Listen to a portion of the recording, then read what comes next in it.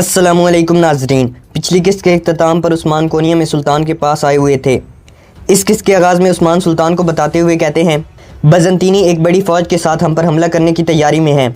सुल्तान कहते हैं, शहंशाह ने मेरे पास एक एलची भेजा है। उसके गवर्नरों ने सल्जूक हुकूमत को मासूल अदा करने से साफ इनकार कर दिया है।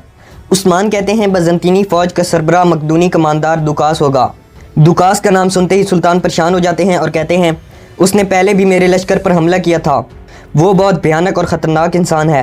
वो मंगोलों से ज़्यादा तुर्कों से नफ़रत करता है। फिर सुल्तान उस्मान से पूछते हैं, आपके पास मौजूद मालूमात का ज़रिया क्या है उस्मान साहिब। उस्मान सुल्तान को ये बताने से इनकार कर देते हैं और कहते हैं, मैंने सुना है कि महल की दीवारें बारीक होती हैं, मगर आपको इस बात पर यकीन करना होगा कि मेरी मालूमात का ज़रिया मोतबर है। ये सुनकर सुल्तान कहते हैं, इसका मतलब बजंतीनियों का हदफ आप नहीं बल्कि सल्जूक हैं। सुल्तान अपने तख्त से खड़े हो जाते हैं और कहते हैं, मेरा लश्कर जंग के लिए निकलने की तैयारी करेगा।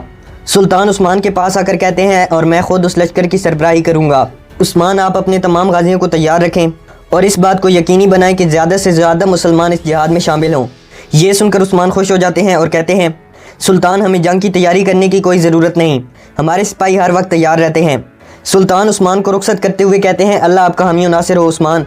इसके बाद उस्मान अपने सीने पर हाथ रखता है और वहाँ से बाहर आ जाता है। बाहर आकर उस्मान सुल्तान के अमीर को सलाम करता है और फिर अपने सिपाहियों को लेकर वहाँ से चला जाता है। यारगोजो और उसका आदमी भी एक जगह छुपकर उन्हें देख रहे थे। उस्मान और उसके सिपाहियों के जाने के बाद यारगोजो अपने आदमी से पूछता है, क्या हमारे जंगजू तैयार हैं? यारगोजो का आदमी कहता है, सबसे बेहतरीन और बेरहम सिपाही आपके हुक्म के मुंतज़िर हैं। दूसरी तरफ एनागोल किले में दुकास खाना खाते हुए निकोला से पूछता है, क्या इस उस्मान नामी शख्स की कोई कमज़ोरी नहीं है? निकोला कहता है, क्यों नहीं, इसकी सबसे बड़ी कमज़ोरी मेरे हाथ में है। ये सुनकर दुकास हैरानी से निकोला की जानिब देखता है तो निकोला कहता है, उस्मान की सबसे बड़ी कमज़ोरी उसकी बीवियाँ हैं। ये सुनकर दुकास गुस्से से कहता है, एक शख्स का अपनी बीवियों से मोहब्बत करना उसकी कमज़ोरी कैसे हो सकता है निकोला? निकोला कहता है, उसकी बाला नामी बीवी के यहाँ औलाद नहीं हो सकती और उसने अपनी औलाद की खातिर दूसरी बीवी से शादी की है और यही उसकी सबसे बड़ी कमज़ोरी है। निकोला दुकास से कहता है, मैं तुम्हें काई कबीले में मौजूद अपने जासूस से मिलवाता हूँ। इसके बाद दरवाज़ा खुलता है और जोया अपने ऊपर चादर ओढ़े अंदर दाखिल होती है।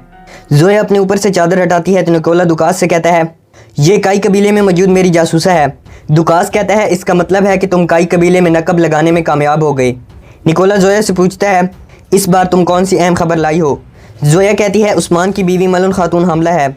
ये सुनकर निकोला को बहुत गुस्सा आता है और निकोला जोया से कहता है, तुम मलून खातून के बहुत करीब रहती हो। निकोला दुकास से कहता है, जब हमारे सिपाही तुर्क सिपाहियों का सर कलम कर रहे होंगे तो पूरे कबीले में एक बुरी खबर फैल जाएगी। निकोला जोया से कहता है, जोया जाओ और मेरे पास अच्छी खबर लाने के लिए तुम्हें जो ज़रूरी लगे वो करो। ये सुनकर जोया अपने ऊपर चादर ओढ़ती है और वहाँ से चली जाती है। जोया के जाने के बाद निकोला और दुकास शराब पीने लगते हैं। दूसरी तरफ गर्मियान से बड़ी तादाद में सिपाही सोगोत पहुँच चुके थे। गुंदूज़ वहाँ आता है तो तौरान अल्प अपने गाजियों से कहता है, गुंदूज़ साहिब आ रहे हैं। गुंदूज़ को देखते ही तमाम सिपाही अपने सीनों पर हाथ रख लेते हैं।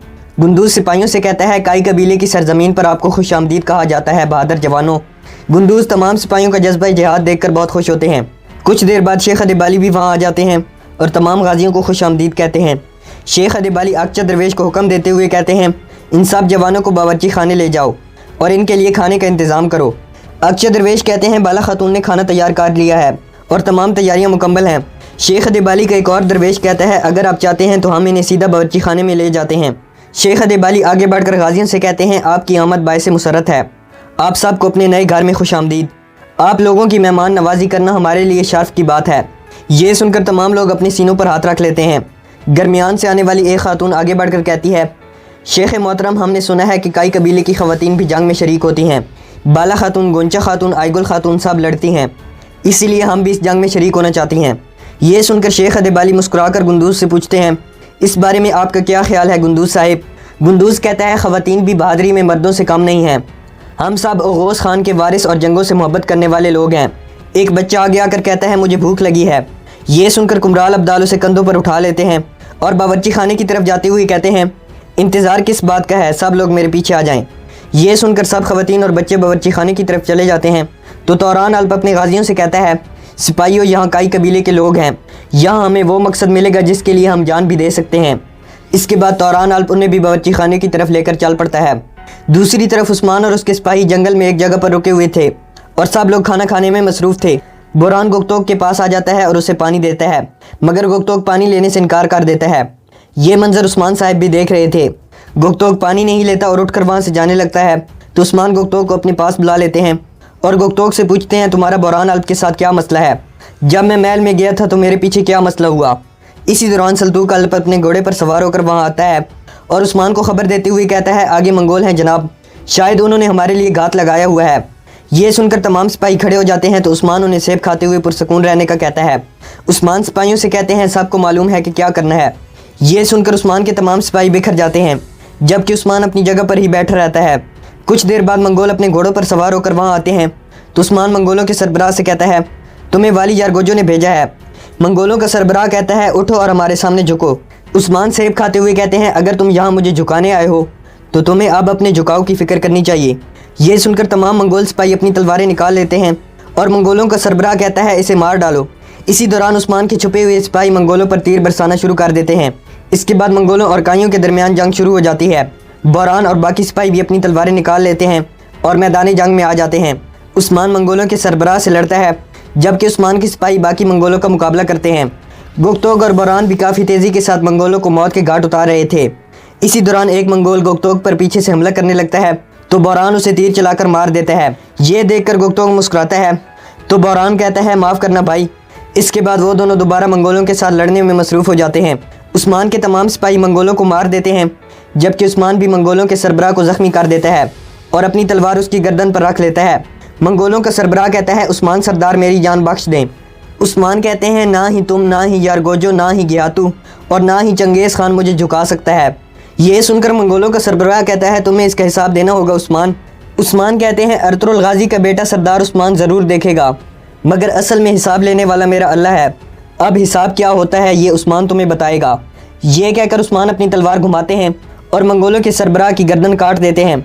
गुक्तोग और बहरान आगे आते हैं तो गुक्तोग उस्मान से पूछता है जनाब ये कुत्ते हमसे क्या चाहते थे। उस्मान कहते हैं हमारी ज़िद ने यारगोजो को परेशान कर दिया। उस्मान गुक्तोग और बहरान से पूछते हैं अब तुम दोनों बताओ तुम्हारे दरमियान क्या मसला है। गुक्तोग मुस्कुराकर बहरान की तरफ देखता है और फिर कहता है मेरे अंदर गरूर की थोड़ी सी अकड़ आ गई थी और मेरे भाई ने वो मुझसे दूर कर दी। इसके बाद गुक्तोग और बहरान अपनी तलवारें ज़मीन में गाड़ देते हैं और दोनों आपस में गले मिलते हैं। ये देखकर उस्मान कहते हैं बहादुर जवान को जालिम की तलवार इतना नुकसान नहीं पहुंचाती जितना उसे उसके भाई के अल्फाज दुख देते हैं। गुक्तोग कहता है आपने ठीक कहा जनाब और अब ये बात मेरी समझ में आ गई है। उस्मान गुक्तोग और बहरान के कंधों पर हाथ रखते हैं और उनसे कहते हैं एक दरख्त की बढ़ाई का अंदाज़ा उसकी जड़ों से लगाया जाता है जबकि एक इंसान की बढ़ाई उसके अल्फाजों में पोशीदा होती है। ये कहकर उस्मान गुक्तोग और बहरान को गले से लगा लेते हैं। इसके बाद उस्मान अपने सिपाहियों से कहते हैं चलो सिपाहियों अब हमें कबीले वापस जाना है। अब तुर्कों के हाथों से काफरों को मिटाने का वक्त आ गया है। दूसरी तरफ सोगोत में नए आने वाले गाजियों के दरमियान खाना तकसीम किया जा रहा था। बाला और आयशा खातून खाना तकसीम करने में मसरूफ़ थीं। इसी दौरान मलून खातून भी वहाँ आ जाती है और बाला से कहती है मैंने दरमियान से आने वाले गाजियों का सुना है, सोचा कि चल कर देखूँ किसी चीज़ की ज़रूरत तो नहीं। ये सुनकर बाला अपनी जगह से हट जाती है और मलून को खाना तकसीम करने की इजाज़त दे देती है। ये देखकर एक औरत हैरानगी के साथ मलून खातून की तरफ देखने लगती है तो मलून कहती है मैं कज़ैल सरदार के बेटे उमर सरदार की बेटी और उस्मान साहिब की बेगम मलून खातून हूँ। ये सुनकर वो औरत कहती है उस्मान साहिब बहुत खुश नसीब हैं। मलून तमाम ख़वातीन से कहती है आप लोगों को कोई भी ज़रूरत हो तो मेरे पास तशरीफ़ ला सकती हैं। ये सुनकर ख़वातीन मलून का शुक्रिया अदा करती हैं और इसके बाद मलून दोबारा खाना तकसीम करना शुरू कर देती है जबकि बाला कुछ सोचने लगती है। दूसरी तरफ गोंचे एक कपड़ों की दुकान पर जाती है तो दुकानदार उसे कुछ कपड़े उठा कर देता है। दुकानदार गोंचे से पूछता है उस्मान साहिब की शादी के लिए दिए जाने वाले कपड़े क्या मलून खातून को पसंद आए थे। ये सुनकर गोंचा कहती है मलून खातून की खिदमतगार जोया आपके पास आई होगी, ये बात तो आपको उससे पूछनी चाहिए थी। दुकानदार कहता है मेरे पास तो ऐसी कोई खातून नहीं आई। ये सुनकर गोंचा सोच में पड़ जाती है। दूसरी तरफ सोगोत में एक तबीबा जड़ी बूटियों से कुछ दवाएं तैयार कर रही थी। इसी दौरान जोया उसकी दुकान में आती है तो औरत जोया से पूछती है तुम कौन हो और यहाँ क्यों आई हो। जोया पूछती है तुम जैसी यूनानी बुढ़िया मेरे लिए क्या कर सकती है। तबीबा पूछती है क्या मतलब। जोया कहती है मैं अपनी बीमारी का इलाज चाहती हूँ। यूनानी तबीबा पूछती है कैसा इलाज। जोया कहती है एक औरत उम्मीद से है, उसका बच्चा गिराना है, मैं चाहती हूँ कि तुम ऐसी दवा तैयार करो कि उस दवा की वजह से किसी को शक भी ना हो। औरत कहती है क्या तुम पागल हो गई हो, निकलो मेरी दुकान से। ये सुनकर जोया अपना खंजर निकाल कर उस औरत की गर्दन पर रख लेती है और कहती है मैंने कहा किसी को शक तक ना हो। मैं चाहती हूँ कि जहर जब उस मनहूस के गले से उतरे तो वो फ़ौरन ही ना मरे, पहले बच्चा मरे और फिर आहिस्ता आहिस्ता उसका गोश्त गाल सड़ जाए। ये सुनकर वो औरत अपना खंजर निकालने लगती है तो जोया उसका हाथ पकड़ लेती है। जोया कहती है मैं तुम्हारे लिए निकोला का सलाम लाई हूँ। ये सुनकर वो औरत कहती है तो फिर तुमने पहले क्यों नहीं बताया। जोया कहती है तुम्हारा इम्तिहान भी तो लेना था। जोया उसकी गर्दन से अपना खंजर हटा लेती है तो वो औरत कहती है मैं कुएं की तरह खामोश रहने वाली हूँ। मेरा जहर सांप से भी ज़्यादा ताकतवर है, मगर तुम्हें जहर का इंतज़ार करना होगा। मैं ऐसा जहर तैयार करूँगी कि उस बेचारी को पता भी नहीं चल सकेगा। ये सुनकर जोया उस औरत के सामने कुछ सोने के सिक्के फेंक देती है और फिर अपने ऊपर चादर ओढ़कर वहाँ से चली जाती है। दूसरी तरफ रात के वक्त काई कबीले में गुप्तोक, बोरान और जारकुताई खाना खा रहे थे। बोरान जारकुताई से कहता है जारकुताई तुम अच्छी तरह अपना पेट भर लो, बहुत जल्द ज़बरदस्त मौका होने वाला है। गुप्तोक जारकुताई को बताते हुए कहता है सुल्तान उस्मान साहिब से वादा कर चुके हैं, एक बहुत बड़ा लश्कर रवाना किया जाएगा। ये सुनकर जारकुताई कुछ मज़ाहिया हरकत करता है और फिर कहता है अगर जंग बहुत बड़ी है तो फिर माल गनीमत भी बहुत हासिल होगी। बोरान खाना खाते हुए जारकुताई से पूछता है मेरे भाई तुम कब से गनीमत का हिसाब किताब करने लगे। जारकुताई कहता है गनीमत नहीं होगी तो सामान भी नहीं होगा, और अगर सामान ना हुआ तो शादी भी नहीं होगी, और अगर शादी ना हो पाई तो फिर कुछ भी अच्छा नहीं होगा। इसके बाद जारकुताई बामसी साहब के अंदाज में दुआ करते हुए कहता है जनाब हक ताला हर किसी को रिस्क अता फरमाए। गुप्तोक जारकुताई को तंग करते हुए कहता है अगर जंग ना हुई तो तुम मोहब्बत में मारे जाओगे जारकुताई, और तुम्हारी शादी कभी नहीं हो पाएगी। जारकुताई कहता है बोरान अल्प की तो शादी हो गई है, मगर तुम्हारे क्या इरादे हैं गुप्तोक, तुम जोया से कब शादी करोगे। ये सुनकर गुप्तोक घबरा जाता है तो जारकुताई गुप्तोक को मशवरा देते हुए कहता है मेरी बात सुनो, ज़रा संभल कर रहो, ये शादियाँ बड़ा खर्चा मांगती हैं। इसके बाद वो सब दोबारा खाना खाने लगते हैं और यहाँ पर इस एपिसोड का इख्तिताम हो जाता है।